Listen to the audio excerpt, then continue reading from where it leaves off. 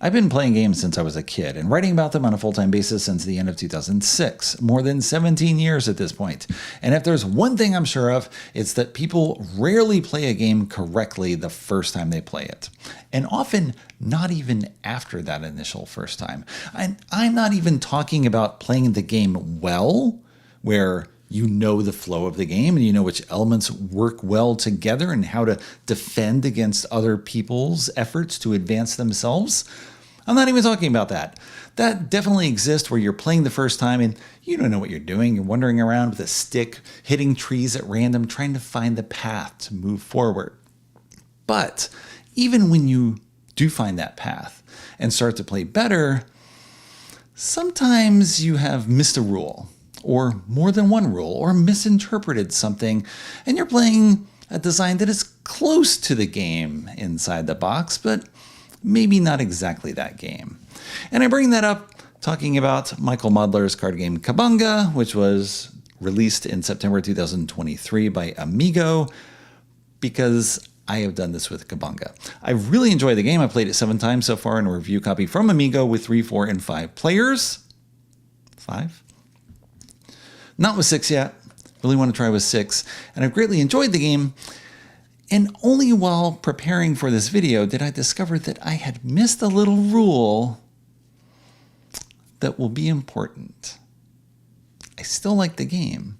Let me tell you how it works. And then we'll get to what I got wrong and why it would actually make the game better. At least from my gross interpretation of imagining how it all works. Here are the components of Cabanga. You have 4 colored cards that match the numbered cards in the deck. You have 8 starter cards that are gray. Shuffle them and place 2 cards on either side of each starting colored card. These are the discard piles for these colors.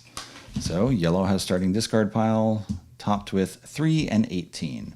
Each player gets a hand of 8 cards from the deck. Cards go from 1 to 18 in these 4 colors, and each card has penalty points on it from 1 to 3. You want the fewest penalty points possible, which is why they're named penalty points. Although in the rules, I believe they're actually called negative points, and you want the fewest negative points. But why not just say points?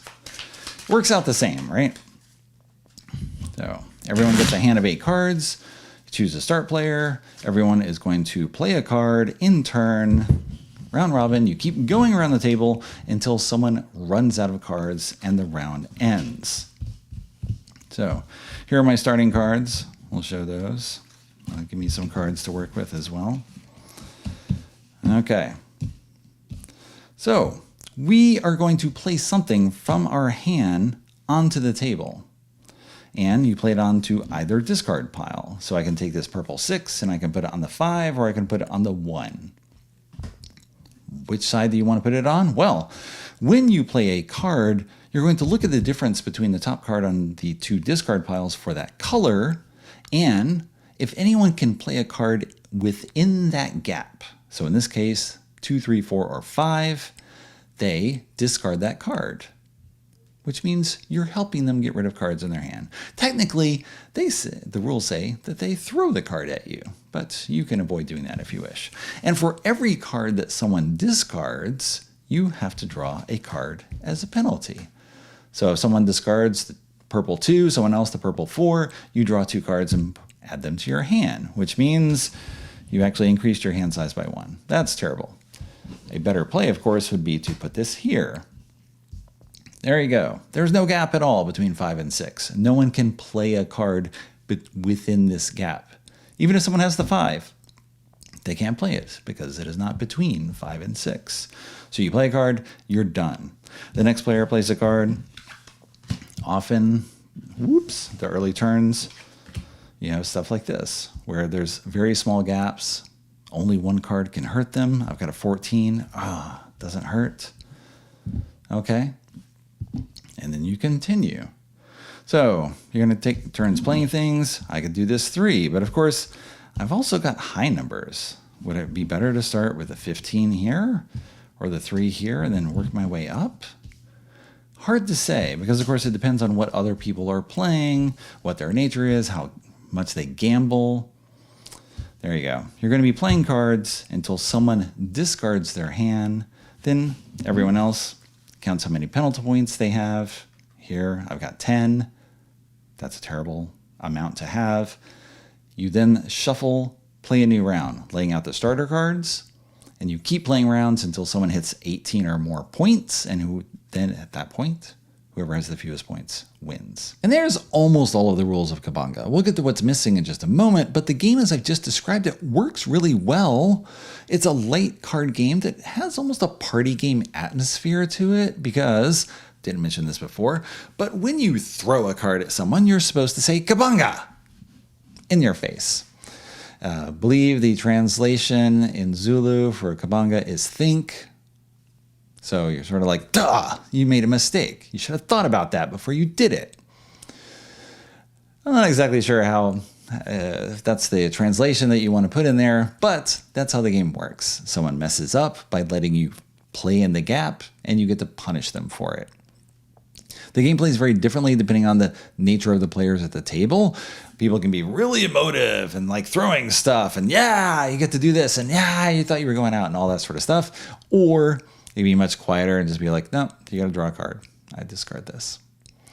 I've played it both ways. It's more fun with people who are just like, ah, and making all sorts of noise, laughing at the people who get penalized, especially if they're in the lead. It's that type of game where you can add more to it just from you really getting into the play and sort of role-playing that idea of penalizing someone. If there's more people at the table, right, more emotion like ramps up as well. And with more people at the table, there's more cards in hand and more chance of you getting kabanga'd because there's more cards out there, more stuff in play that could potentially fill the gap that you create. But also you get a chance to kabanga people because there's more people playing before you get to your turn. So it works both ways. That works really well. There's not a huge amount of strategy or thought necessarily that's going in the game. Maybe you just want to play the thing with the smallest gap and hope not to get hit. And next turn, play the thing with the smallest gap, and there you go. You can watch what other people are doing and intuit a little bit what you think they might have in hand. You can also set traps for people, which may not be apparent at first, but you can do that. So let's say I play the yellow 4 and the 6 is on top of the other discard pile. So if someone has the 5, they could hit me, but actually I have the 5. And so if I play the 4 and then someone jumps up again to 7, 8, whatever it is, I get to discard the 5. I could have played the 5 first, which is very safe. I could not possibly be hit. And then next turn, play the 4 and so on. But maybe I'll get a chance to discard that card on someone else's turn, advancing me towards an empty hand and victory in the round. No points. So you can do stuff like that. You can also potentially, if you're looking at what you have to play, sometimes if both discard piles are really low and then I've got like a 12 in my hand, I'm going to have to bite the bullet at some point, or hopefully someone else is going to jump up first and close that gap and they're going to get hit before me. But sometimes you just want to go out there and play that high card early, get it over with. Potentially you get kabanga'd, you get a bunch of stuff in your hand.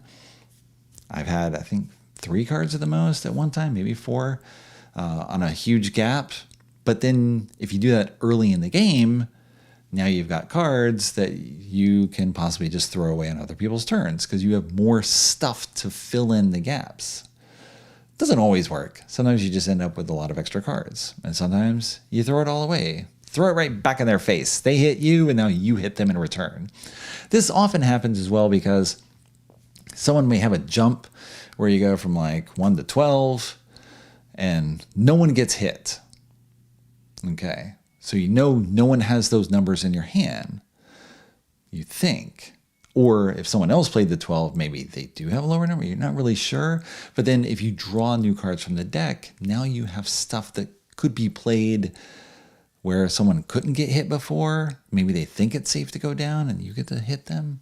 All sorts of just little details in there that make for fun gameplay. Again, not too deep, not too much to think about. It's a blast. playing with people, and it's short enough so if someone is doing poorly, you might be done in a couple of rounds. And then you start over again. All right, they scored 10, they scored 8, they're done. And you start over again. Or you have multiple rounds where the lead sort of jostles back and forth a bit, and you can come back. If you have a high score and then you go out in the round, score nothing, and you can have other people overtake you. And then you can be the low person on the totem pole. So there's a lot going on and that works really well in this small package. The one thing that sort of irritated me is that I realize it's a card game. And of course, chance is going to be an element in any card game, right? You don't know what you're getting, and you got to make the best of what you have. But there were multiple times where someone would play a 16 and the next person would play a 17, the next person an 18. And it just feels like, okay, it all just worked out perfectly. You got to get rid of the cards. No one could get penalized in that. It was fine, but it was a little like, it feels a little cheap. It just feels like it should be harder, or you should have to take a chance at some point. So it was interesting when I read the rules ahead of doing this video for what must be the 4th time, and I discovered at the bottom of the rules in this bright yellow box but theoretically you couldn't possibly miss it, but I missed it, both in the German rules and then in the English rules on the Amigo site, and then reading someone else's translated rules in BGG. I missed it every time. This little rule says that if you play a card of the same color as the previous person, you have to draw a card from the deck as a penalty. So now that kind of addresses the one thing that irritated me about the game. If someone ahead of me plays the 16, I can't just play the 17 immediately because then I have to draw a card. Oh. I mean, maybe it doesn't address it that much. What if they play the 16 and then I had the 18 and the person next to me has the 15? Okay, well then I don't play the 18, but they play the 15. It kind of works out the same, at least in the way I'm imagining how the games would play out. It's not really comparable to actually playing the game, but I like the game already as is, without me including that little rule that would possibly make it even better. Just by addressing that little element where you have to wait a bit. You can't jump immediately after someone else. If someone plays yellow, I got to play non-yellow. Sometimes you're just going to have that color in your hand, as has happened in games, and now you're going to get penalized. So if I have 2 cards in my hand, they're both yellow, and someone plays yellow ahead of me, well, great, I'm going to be drawing a card. So it'll make the round last a little longer and make it a little less easy for someone to play out with no risk. So I like the sound of that. Admittedly, I played 7 times without it. I really like the game as is. I love the take that nature, people hitting one another, and just a little challenge of trying to get rid of your cards and possibly make little traps and read what other people have. You can have elements sometimes where you take a chance, numbers are pretty low, and you jump to 12, assuming you're going to get hit, and no one hits you. All right. No one's got yellow that low. No one has anything.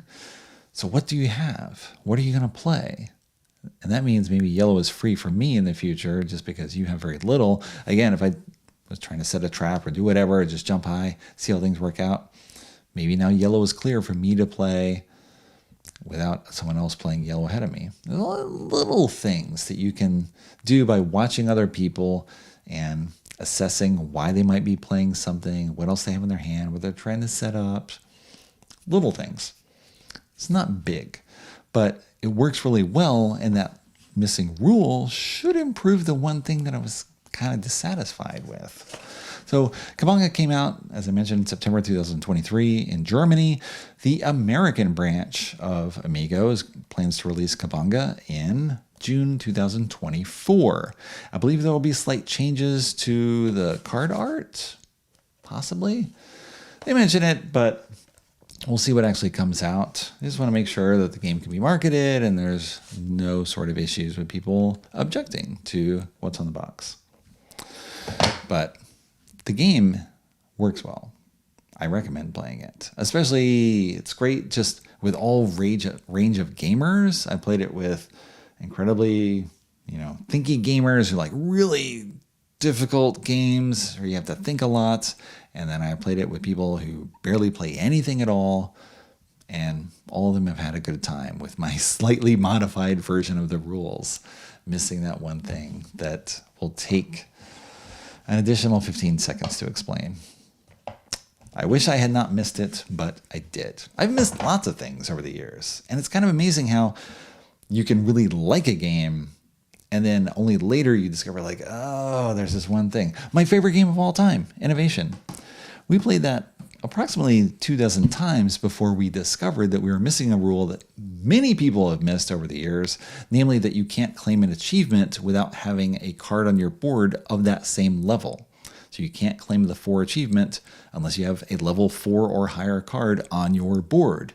The game was already entrancing us. We were mesmerized and thinking about it all the time. And then we discovered that rule, and everything made a little more sense because you could see like, oh, that's why this card is not broken the way that you think it might be broken. It might still be overpowered or something you can abuse while you're playing, but it's not as bad as you think because you've got a rule that keeps you within this certain measure. You have to advance in your civilization before you can claim an achievement of that level. So games are better when you play them with all the rules. That's almost always the case. It's just sometimes you don't even know the rule is missing until you go back ahead of doing a video and you read the rules yet again and you discover what should have been there in the first place and wasn't. But I already liked it. So now it can only get better, right? What else am I missing? The rules aren't that deep, but maybe I missed something else. I'll have to read them again before I bring it to the table next time, possibly with you, if I happen to see you at a table and you want to play a game.